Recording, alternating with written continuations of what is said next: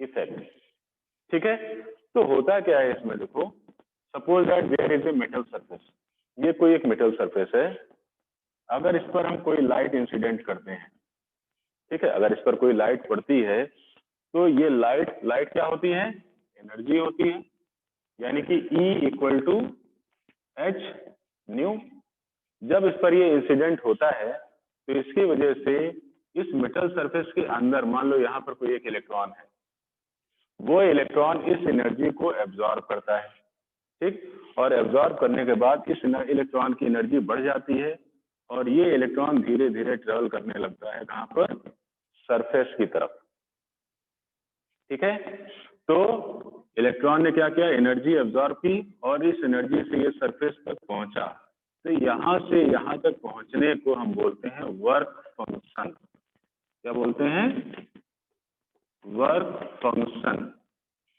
ठीक, और ये इक्वल टू हो जाता है E नॉट के, जो कि इक्वल होता है एच न्यू नॉट।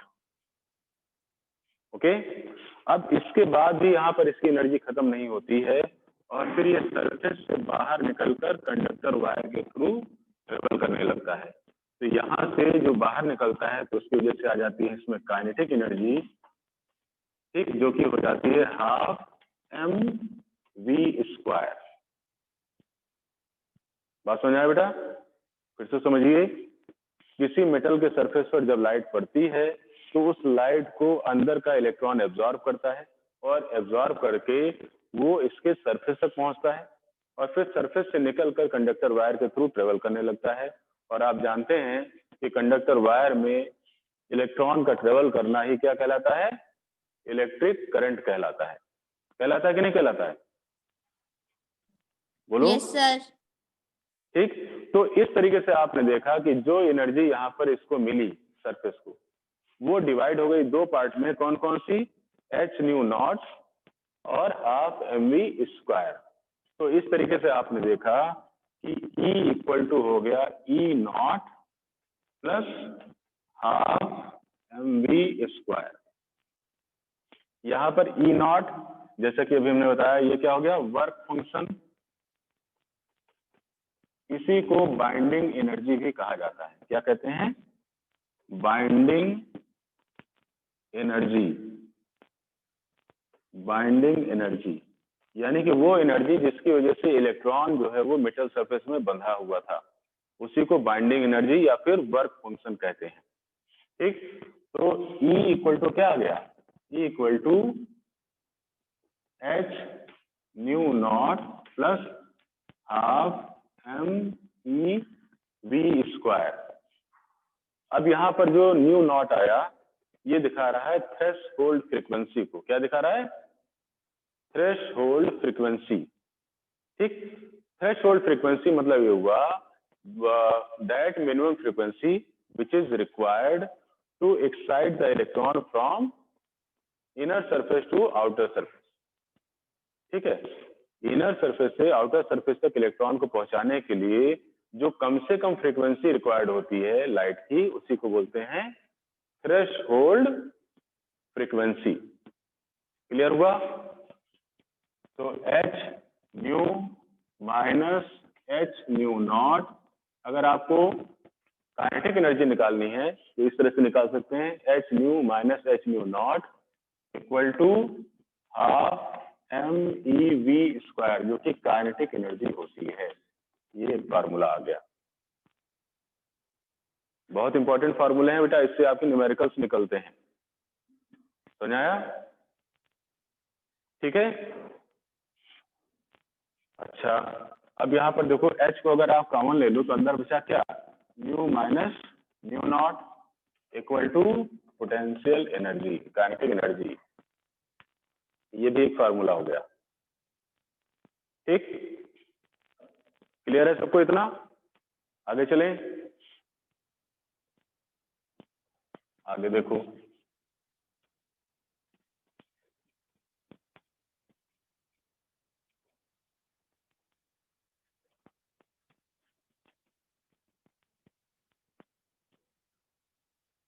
अब इसके बाद देखो क्या आता है आपका, पर एक न्यूमेरिकल कर लेते हैं से रिलेटेड, ठीक है, तब आगे बढ़ते हैं। एक न्यूमेरिकल कर लिया जाए।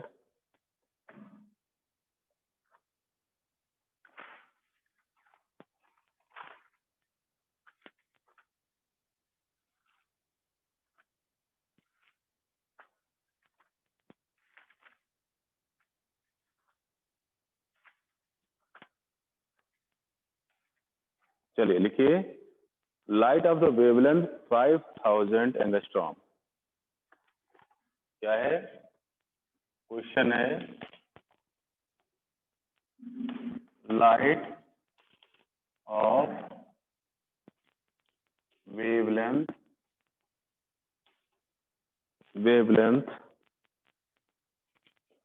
5000 angstrom falls on a metal surface। दिख रहा है बेटा सबको question? Metal surface of, hello, work function. आवाज आ रही है बेटा आप लोगों को कि नहीं? हेलो, यस बोलिए सर। भाई, दिख रहा है क्वेश्चन? Yes sir. हाँ, तो इसका वर्क फंक्शन जो है 1.9 इलेक्ट्रॉन वोल्ट है। अब इससे कर रहा है फाइंड क्या निकालना है? Number A, energy of photon की एनर्जी, और दूसरा आपको फाइंड आउट करना है इसमें काइनेटिक एनर्जी। ये दो चीजें आपको पता करनी है, ठीक। तो सबसे पहले देखो क्या क्या दिया है। हमने आपको बताया था जो चीज दिया होता है उसको पहले लिखते हैं। वेवलेंथ दी है आपको। वेवलेंथ कितनी है? बोलिए, what is the wavelength? Hello, बोलो भाई। Sir 5000 angstrom. हाँ, 5000 एंगस्ट्रॉम। अगर इस एंगस्ट्रॉम को हमको चेंज करना हुआ मीटर में तो कितना लिखेंगे? 1 angstrom equal to how many metres? बोलिए, 10 टू पावर -10 मीटर, है ना? तो कितना आ गया? ये हो गया 5 इंटू 10 टू पावर -7 मीटर्स। ये हो गई हमारी वेवलेंथ। फिर वर्क फंक्शन जो कि कितना था? बताओ भाई। वर्क फंक्शन क्या होता है? H nu not. कितना है ये? 1.9 इलेक्ट्रॉन वोल्ट, है ना? इसको जूल में कन्वर्ट करेंगे तो ये हो जाएगा 1.9 into 1.6 into 10 to power -19 joule, ठीक। अब हमको निकालनी है यहाँ पर एनर्जी, यानी कि ई, ठीक। ई इक्वल टू कितना? E equal to h nu, या फिर E equal to h c by lambda. H equal to 6.62 into 10 to power -34, और सी होता है 3.0 इंटू 10 टू पावर 8, और लैम्डा दिया है आपको 5 इंटू 10 टू पावर -7। सॉल्व करिए बेटा, कितना आ रहा है?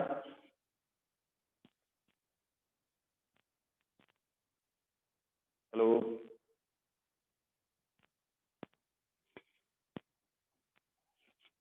निकालिए इसका, कितना आएगा आंसर?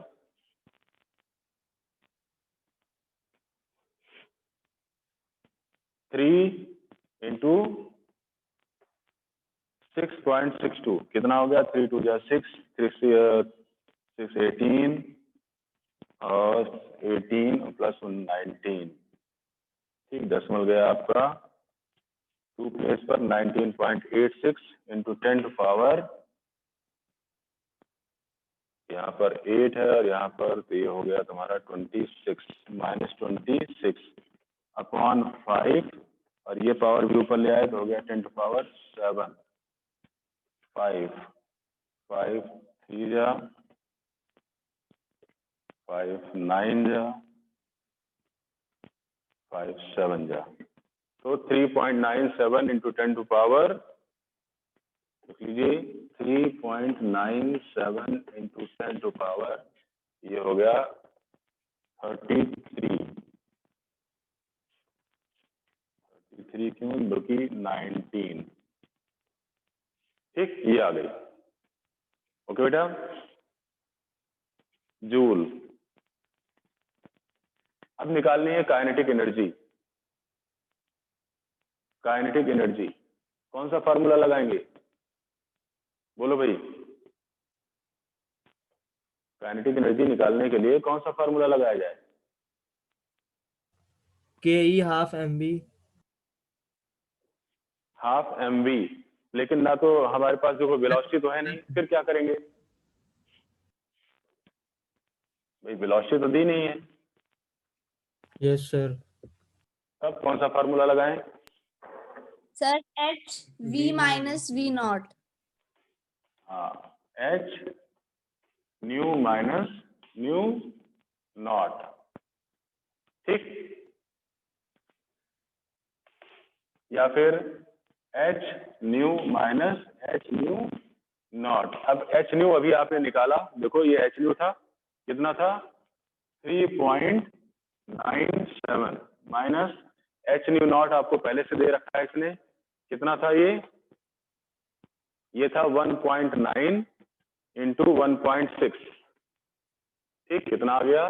ब्रैकेट में लिख लो 1.9 into 1.6 into 10 to power minus 19, ठीक, निकालिए इसको, बताइए कितना आएगा?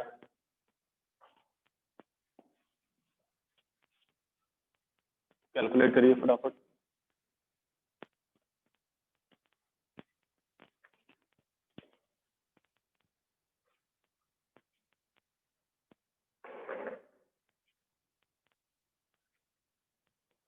कितना आया?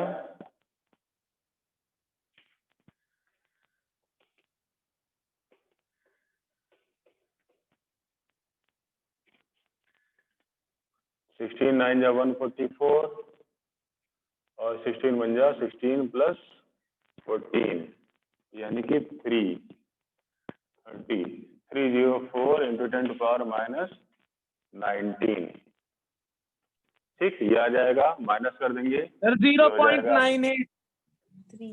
0.93 इंटू 10 टू पावर माइनस 19, ठीक, 10 टू पावर माइनस 19 दोनों में से कॉमन हो गया था, दोनों में से, यहाँ पर भी 10 टू पावर माइनस 19 था, ठीक, ये आ गया आपका आंसर। समझ आया? तो ऐसे वाले क्वेश्चन हो जाएंगे। अब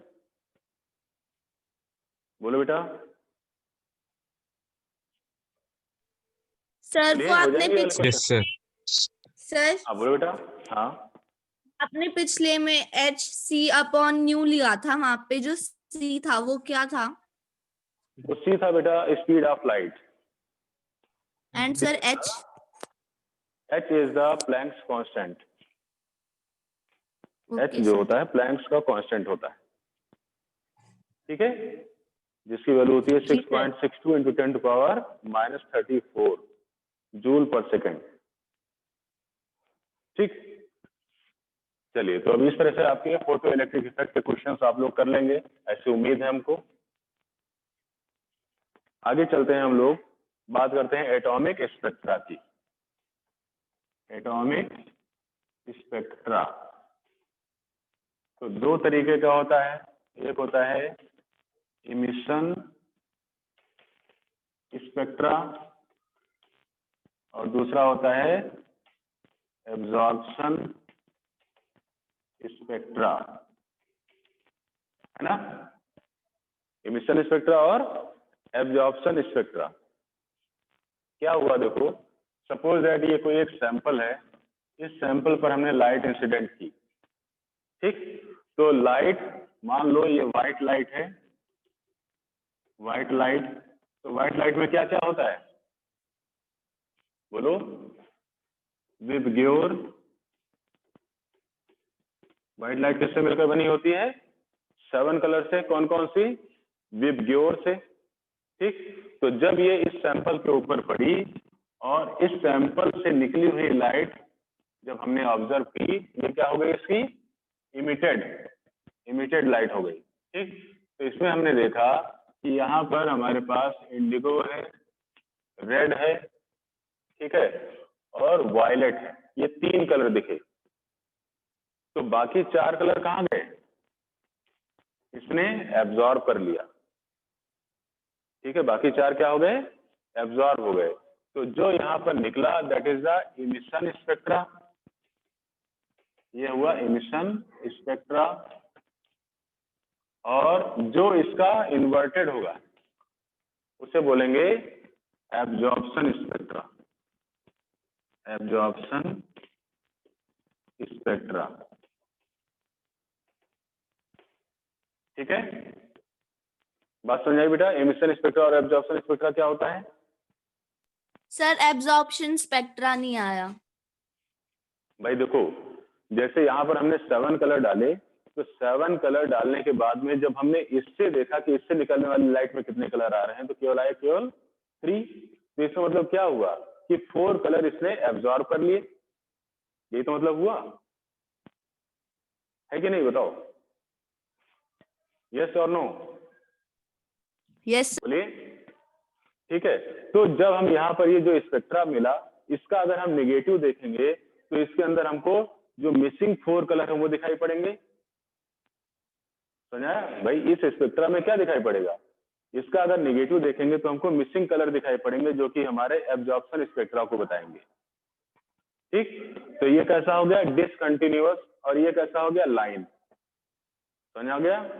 ये कैसा हो गया, डिसकंटिन्यूअस, क्योंकि बीच बीच में खाली जगह मिलेंगी।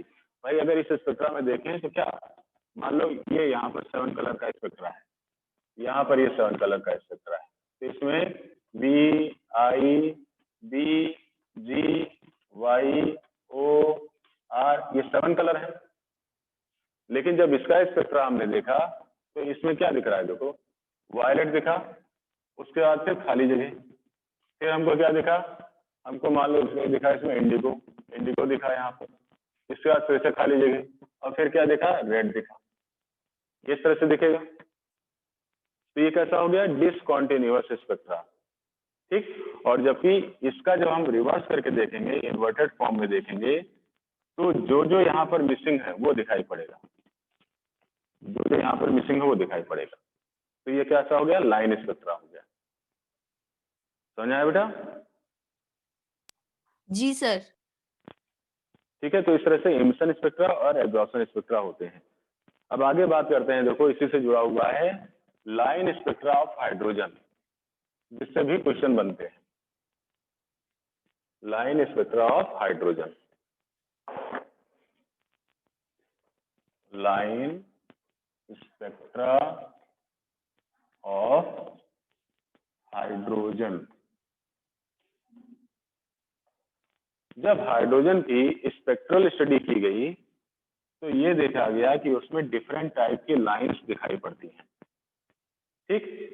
जबकि होना ये चाहिए था कि अगर हाइड्रोजन के अंदर एक इलेक्ट्रॉन है तो वो एक इलेक्ट्रॉन किसी एक डेफिनेट एनर्जी लेवल में होना चाहिए, यानी कि वहां पर उसके स्पेक्ट्रा में हमको एक लाइन मिलनी चाहिए, ठीक। लेकिन यहाँ पर हाइड्रोजन क्या कर रहा है, हमको अलग अलग लाइनें देता है, इस तरीके से लाइमन, बामर, पाशन, ब्रेकट, फुंड, ठीक। ये क्या हो गई, लाइमन, बामर, पाशन, ब्रैकेट, फुंड, और इसके बाद फिर आती है हम्फ्री। इतनी स्टेट आती है ना। अब यहां पर देखो, ये लाइमन है, ग्राउंड स्टेट, लाइमन, ये है बामर, बामर, ठीक, ये है पाशन, ये है ब्रैकेट, ये है फुंड, ये साइलेंट होता है फुंड, और लास्ट में हो गई हमफ्री, हमफ्री, ठीक। तो लाइमन में इलेक्ट्रॉन कहाँ कहाँ से आ सकते हैं? देखो, बामर से आया, पाशन से आया, ब्रैकेट से आया, फुंड से आया, और हमफ्री से। तो यहाँ पर हमको मिलती है 5 लाइनें। इसी तरह से बामर में हम देखते हैं, तो बामर में ये यहाँ से आपको लाइनें मिलती हैं। टोटल कितनी मिल गई? 4 लाइन्स। पाशन में टोटल लाइन्स कितनी हो गई? 3। इसी तरह से ब्रैकेट में, ठीक, और फिर फुंड में ये 1 लाइन मिलती है, ठीक। अब ये जो लाइन है ये आती है आपकी अल्ट्रावायलेट, ठीक, ये आती है विजिबल रीजन, और इसके ऊपर की जितनी है वो सारी इंफ्रारेड में चली जाती है, ठीक। ये भी पूछा जाता है, तो विजुअल रीजन में कौन सी आएगी? केवल बामर, ठीक। अल्ट्रावायलेट में कौन सी आएगी? लाइमन, और ऊपर की जितनी भी लाइनें आएंगी वो इंफ्रारेड में आती है। बात समझ आई बेटा? ठीक। लाइमन के लिए जो N1 होता है वो 1 होता है, और N2 मतलब जहां जहां से इलेक्ट्रॉन आ सकते हैं, तो कहां से आ सकते हैं? 2 से, 3 से, 4 से, 5 से, 6 से। तो यहाँ पर N2 इक्वल टू हो गया 2, 3, 4, 5 डैश डैश। ये हो गया लाइमन के लिए। बामर के लिए N1 होता है 2 और N2 होता है 3, 4, 5 डैश डैश। इसी तरह से पाशन में N1 इक्वल टू 3 और N2 इक्वल टू 4, 5। इस तरह से ये ऊपर बढ़ते जाता है, ठीक है बेटा? समझ आ रहा है सबको कि नहीं आ रहा है? यस सर, आ रहा है। हाँ, अब अगर इसकी देखो फ्रीक्वेंसी निकालनी हो तो फ्रीक्वेंसी हम लोग निकाल सकते हैं कैसे? 1/λ RH यानी रेट पर कांस्टेंट, कैसे? 1/N1 square minus 1/N2 square. इस फार्मूले से हम यहाँ पर इसकी फ्रीक्वेंसी और वेवलेंथ निकाल सकते हैं। ये हो गया आपका वेवलेंथ, और इसका रेसिप्रोकल कर दिया तो वेव नंबर, ठीक है?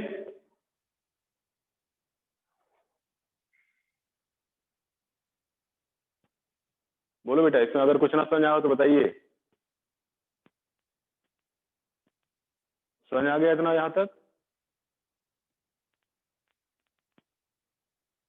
यस और नो? बोलो बेटा। Yes sir. अच्छा, अब देखो क्वेश्चन कैसे आएगा इस पर, किस टाइप का क्वेश्चन आएगा। देखिए, what are the 2 longest wave lines या वेवलेंथ। क्वेश्चन लिखिए, what are the 2 longest wavelength,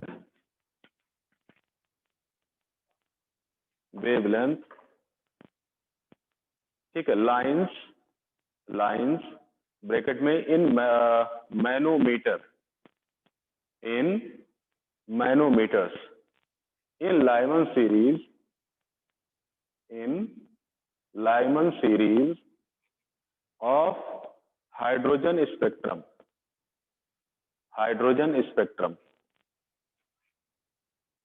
ये क्वेश्चन दिया हुआ है, ठीक। तो इसके लिए हम क्या करेंगे? फॉर्मूला लगाएंगे 1/λ इक्वल टू R ब्रैकेट में 1/N1 square minus 1/N2 square, ठीक।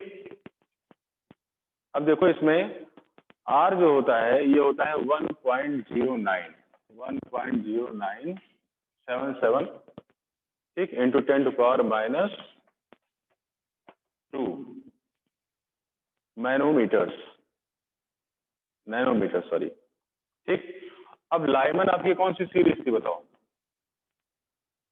लाइमन के लिए N1 कितना था? 1। तो N1 की जगह पर क्या किया हमने? 1 का स्क्वायर कर दिया, है ना? और इसके बाद फिर वो पूछ रहा है कि लॉन्गेस्ट, तो लॉन्गेस्ट यानी कि N2 कितना हो गया? 2, है ना? तो कितना आ गया आपके पास? जो आएगा वही वेवलेंथ आ जाएगी, तो हो जाएगा 1.097 into 10 to power -2, 10 to power -2, यहाँ पर आ गया 1/1 -1/4। ठीक, सॉल्व कर लिया। 4 -1 इक्वल टू 3/4। तो कितना आ गया? 0.097 इंटू 10 टू पावर -2 इंटू 3/4। ये आ गई वैल्यू आपकी 3 9 जा 20, 3 7 जा 21, 27 28 29, 2 और 3 1 जा 3 अपॉन 4 इंटू 10 टू पावर -2। इसको भी क्रॉस कर दिया, ये हो गया 0.82 और 4 इंटू 10 टू पावर -2, ये हो गया 1/λ। समझ आ गया बेटा? सर हाँ बोलो बेटा। सर आपने यहाँ पे 2 का स्क्वायर क्यों किया था? बेटा 2 का स्क्वायर इसलिए किया था क्योंकि इसमें लॉन्गेस्ट पूछा हुआ है। ठीक है, तो जो N1 के बाद N2 आएगा वो कौन सा होता है लाइमन के लिए? वो 2 3 4 5 हो सकता है। तो लॉन्गेस्ट के लिए हमको सबसे नजदीक वाला लेना पड़ेगा जो कि होगा 2। तो N2 इक्वल टू 2 हो गया। समझा बेटा? जी sir.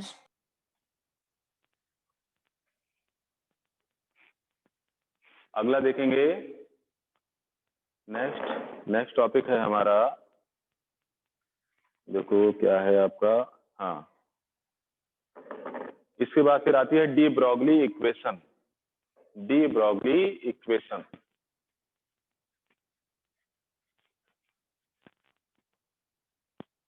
De Broglie equation.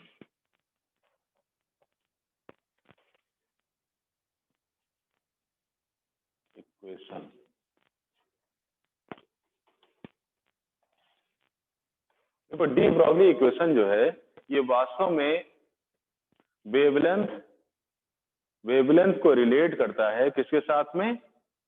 Energy के साथ में। तो mu equal to h upon m v, m nu या एम वी, ये है डी ब्रॉगली इक्वेशन। इसी को हम बोलते हैं डी ब्रॉगली इक्वेशन। ठीक है, ये क्या बताता है? ये बताता है कि जो आपका वेव और पार्टिकल नेचर है लाइट का, ठीक है, वो एक दूसरे के इनवर्सली प्रोपोर्शनल होता है। जो वेव और पार्टिकल नेचर है लाइट का वो एक दूसरे के इनवर्सली प्रोपोर्शनल होता है। तो वहां से इक्वेशन निकल कर आती है lambda equal to h upon m mu. ठीक है, बात समझ आई बेटा? इस पर भी आपके न्यूमेरिकल्स बनते हैं। अब इसके बाद फिर आता है आपका नेक्स्ट, या फिर एक डी ब्रॉगली पर आपको क्वेश्चन करा दें क्या? बोलिए, क्वेश्चन करेंगे डी ब्रॉगली पर? Yes sir. अच्छा ठीक है, लिखिए विद व्हाट वेलोसिटी, क्वेश्चन लिखिए with what velocity must an electron travel so that its momentum is equal to that of a photon of a photon of wavelength 5200 angstrom. ठीक, मतलब क्या हुआ, इसने कहा कि किसी भी इलेक्ट्रॉन की वह वेलोसिटी कितनी कम से कम क्या होगी कि जिससे कि जो उसकी मोमेंट की वेवलेंथ हो वो 5200 हो जाए, है ना। अब इसके लिए आपको देखो दिया हुआ है न्यू इक्वल टू होता है H/m²। ठीक, अब m² क्या है, ये मोमेंटम है। ये क्या होता है, दैट इज द मोमेंटम। तो ये हमें निकालना है। तो m² equal to H/λ। H होता है 6.626 इंटू 10⁻34 और लैम्डा हो गया 5200 इंटू 10⁻10 मीटर। ठीक, और मास ऑफ द इलेक्ट्रॉन कितना, 9.1 इंटू 10⁻31 kg। ठीक, पहले तो इसको यहां पर सॉल्व कर लो। ये कितना आ जाएगा, 6.626 into 10⁻34 into 10⁻7 upon 52। Okay, solve कर लिया, कितना हो गया देखो, 2 से 2 2 या 4 2 6 जा 2 3 जा 2 3 जा 2 1 जा 2 3 जा, वैसे 2 से 2 1 जा 2 3 जा 2 1 जा 2 6 जा 2 5 जा 2 1 जा। ओके, फिर इसको डायरेक्टली कर देंगे 13 से, तो ये हो जाएगा 1 पॉइंट कितना आ गया, ये आ जाएगा आपके पास 1.274 इंटू 10⁻27 274 इंटू 10⁻27। ठीक, अब इसकी वो पूछ रहा है इससे आप फोटोन वेवलेंथ। अब इसको इलेक्ट्रॉन से कंपेयर करना है। तो इलेक्ट्रॉन से कंपेयर करने के लिए आपने देखा कि mu इक्वल टू कितना हो गया, 1.274 इंटू 10⁻27। तो म्यू इक्वल टू हो गया 1.27 इंटू 10⁻27 अपॉन 9.1 इंटू 10⁻31। ठीक, इलेक्ट्रॉन से इसको कंपेयर कर दिया और इसका आंसर आ जाएगा 1.4 इंटू 10⁻3। ये ठीक है, मीटर पर सेकंड, मीटर पर सेकंड, ये हुआ आपका आंसर। ठीक है बेटा,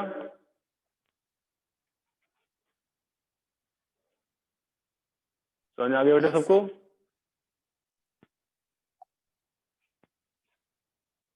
यस सर। हेलो, हाँ बोलो। यस क्लियर है? Yes sir. कुछ क्वेश्चन इसमें? चलिए ठीक है, आज इसको इतना ही रखेंगे, है ना, बाकी सर, नेक्स्ट क्लास में किया जाए। हाँ बोलो बेटा। सर ये जो आप रिकॉर्डिंग कर